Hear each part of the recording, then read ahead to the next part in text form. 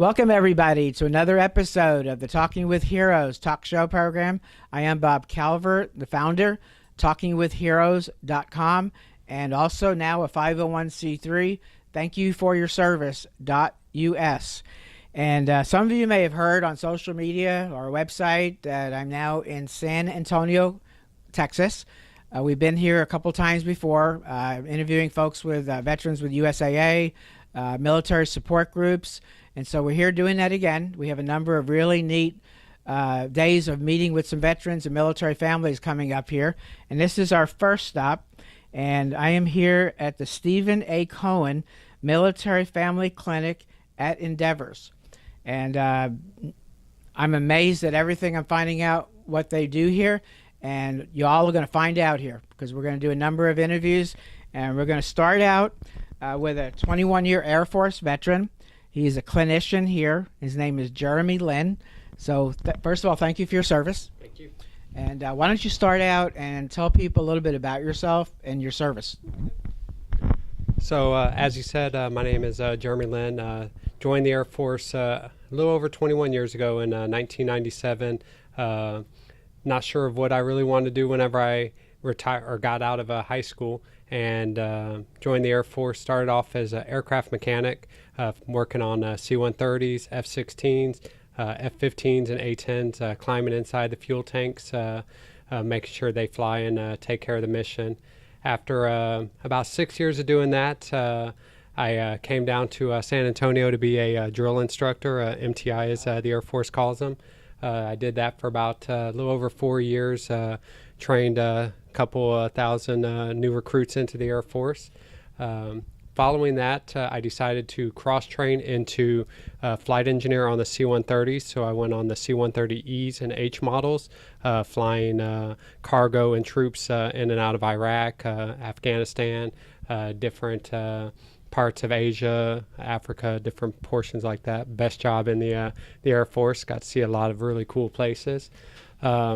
Whenever I finished up with that, I came back down here to San Antonio to be a tech school instructor, and finished out my last 5 years as a first sergeant, taking care of the tech schoolers. And in that job, I had the opportunity to care for several thousand tech school airmen that came through, looking after their health, morale, and welfare, making sure that all their needs were met, as well as taking care of the approximately 200 permanent party members under my command, making sure that that their families were had all that they need: financial assistance, assistance with housing, assistance with some mental health concerns, drug, alcohol problems, different issues that may affect them not being able to complete the mission. So I did that for, like I said, the last 5 years, and then actually on May 18th of this year, I actually started my terminal leave, and I will effectively retire out of the Air Force 1 August.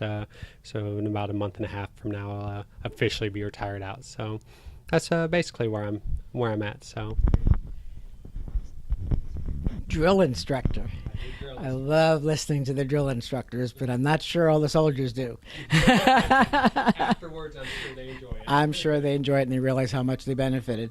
And I wrote a lot of different, obviously, air transportation, Iraq and Afghanistan, mostly C-130s. And I always tried to go up to the crew, but sometimes they were pushing me along, so I didn't have time. But to thank them, because you're the ones that get everybody around, whether it's military, civilians, contractors. So definitely thank you. So you're not retired yet. I'm not. But you're here. What brought you here? So about 2 years ago, as I was getting closer to getting out of the military, I was unsure what I wanted to do coming up on retirement. I just knew that from being the first sergeant that I loved helping people. I loved interacting with them. Going out there on a daily basis and hearing what was going on in their lives, hearing the problems that they were facing personally as well as professionally, really impacted me. Really wanted to make a change. Kind of correlated that with personal issues that their families were having, stress that they were going through, and heard about what's called a licensed clinical social worker, basically a counselor, and you start off doing that, getting your master's of social work degree. So I found a university here in San Antonio, and my commander worked well with me to be able to take the 2-year program on and get my master's program while I was finishing up my time in the Air Force. Back in September of 2017, I was given the opportunity to do my internship here at this clinic.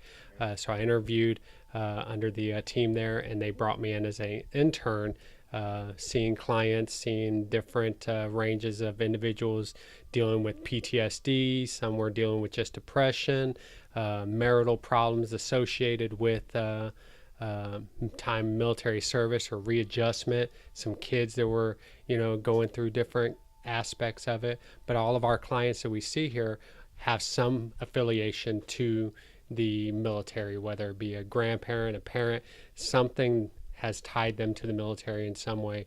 So I really fell in love with the mission that we do here, taking care of the active duty family members, the veterans, the reserves, guard, all the different aspects of the military. So while kind of ease my transition out of the Air Force as well, because I'm staying with the people that I know and the people that I understand.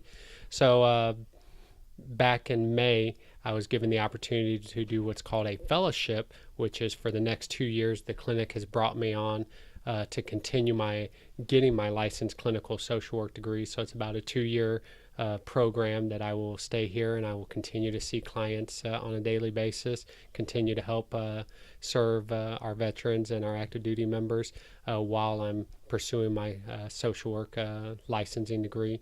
So that's kind of what brings me here for the most part. One of the things I've noticed over the last years is working with a lot of military support groups, organizations like this, is there's a lot of veterans involved. And so you're still serving. Right. So talk a little bit about what happens here at the clinic for veterans that are listening right now, or military, maybe military families. So with our clinic, we have the opportunity that we see individuals, we see couples, and we see families. We have kids, I would say, as young as 4 or 5 years old, all the way up to patients in their 60s, 70s, some in the 80s. Have some that have fought in Vietnam. We've had some that fought in Afghanistan and Iraq, and all of them bring a unique set of interest. Some of them come seeing, I'm just a little bit down, and then as we're talking to them, we later find out about a firefight that they had in Iraq, and they're actually going through PTSD, and they never knew it, and they never understood what the symptoms were, because unfortunately PTSD is one of those symptoms that just creep up on you, and years later all of a sudden symptoms hit you and you're like, wow. So we have the opportunity to provide prolonged exposure, which is the premier treatment for PTSD right now. We also do CPT, cognitive processing therapy, which helps out with PTSD, some depression, things like that. And then we also do what's called cognitive behavioral therapy, which is basically taking your thoughts, your beliefs, and how those are affecting your feelings, and we can get rid of negative distortions that you may be having in a situation to help you feel a little bit better about the situation. The situation's still going to be there, but it's how you process it and how you think about it to actually help yourself feel a little bit better, help yourself understand kind of what you're going through.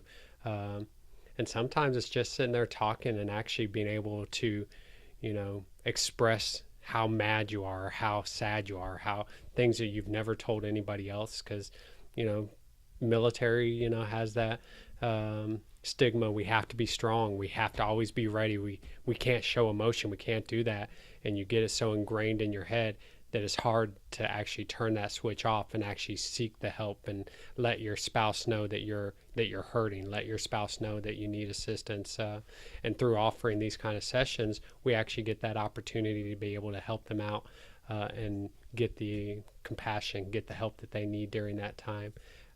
So that's kind of the big things that we do. Our kids, family therapy definitely helps out with them being able to see where there may be gaps in their care, because again, they're used to being gone for 6 months. How do you engage back into being a parent after being gone for so long, and how to everybody heal together. So I appreciate all that. When you're talking, I'm thinking of my own family. They've served. My son-in-law two deployments in Iraq.